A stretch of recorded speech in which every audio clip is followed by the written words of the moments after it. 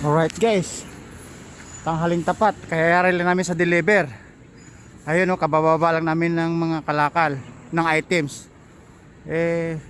Biyernes ngayon, mali pala ako kanina Sabado, biyernes pala ngayon. Yun o, yung stock guys, nagkandara pa, ayun o, nagkandara pa ng stocks.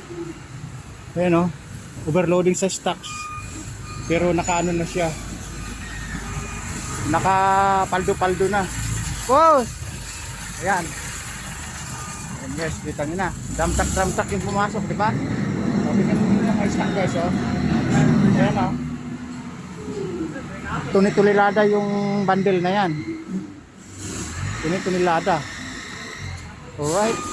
Siguro bukas ang biyahe nito, kundi Lunes. Tapos guys, yung puti, paldo-paldo. Ayan, oh. Tapos yung karton na ipipit-pit, nagkalat sa bodega. Tapos yung assorted, ayan, kulang pa sa assorted. Ayan. Kulang pa sa gawa, kahit na overstocks na guys, ayun, no? Patuloy sa pagpit-pit, patuloy sa pagpe-press. So, di ba? O, nakita niyo naman. Yung stocks ay halos sagad din ng bubong. Alright? Ano? Guys, nakita niyo sa likuran ko, ayun o. Ayun o. Ayun o, paldo-paldo po yan. Paldo-paldo sa stocks, ayun o. Siguro ngayong araw wala sigurong deliver. Baka bukas makalawang deliver nito kasi dati kasi guys, yung ano na yan, yung daan na yan, hindi nalalagyan.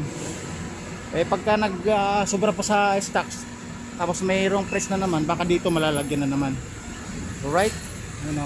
Maliit na yung lagayan maliit na yung space. Ayun o.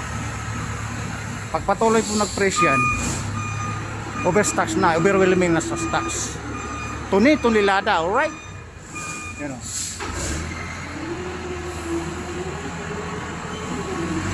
Ganun yan, nakita nyo na yung galaw na yun. Ayun o, kumakamot pa kayo.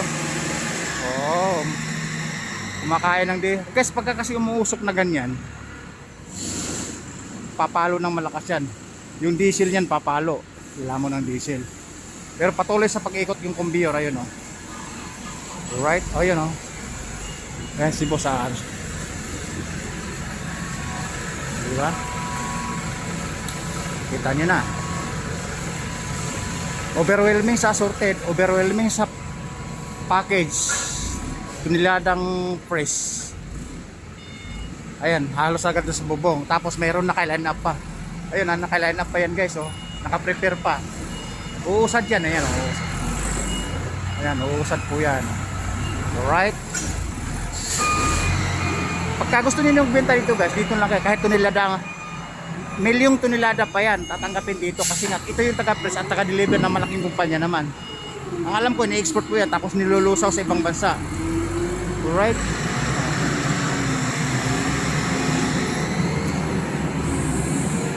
Tapos naman, ito naman si ano, ayan, patuloy sa pag-angat, ayun o. Patuloy sa pag-angat, patuloy sa mga stocks, alright. Ayan, kumakamot pa yung grader, talagang porsigido. Porsigido kasi guys, para hindi sila matatambakan ng stocks. Ayun.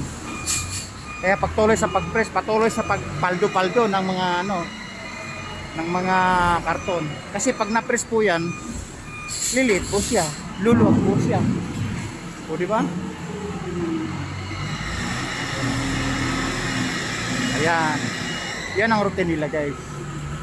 Everyday, alright? Again guys, tignan mo yung paldo nila oh. Kamakamada oh.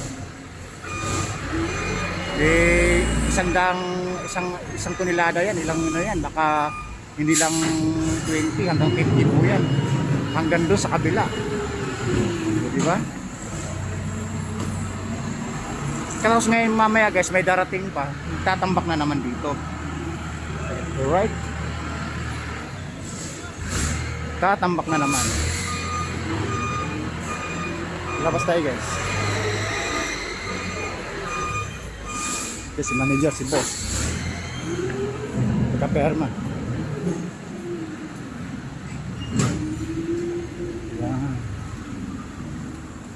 Ayan, may trailers guys. Kung tatanong yung motor mo, aabutin niya, no? Oo. Aabutin yung uso nito, tatak. Alright.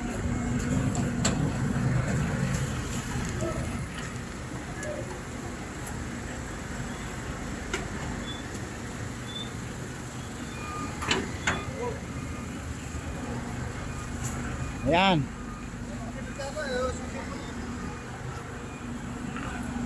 Okay.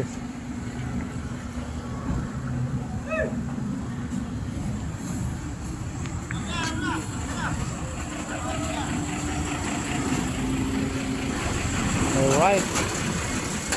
Yan guys, magkakarga na sila kasi dito na yung trailer eh. Kasi nga, sabi ko nga, paldo-paldo sila sa stock. Alright. Yan. Yan. Yan ang magkakarga ng paldo-paldo dun sa loob. Alright, ayun. Yung trailer na yan. Pupunti po sa malaking kumpanya yan, sa Lusawan. Alright. Kasi nga, overstock na sa loob, wala nang paglagyan. Masikip na masikip na. Okay.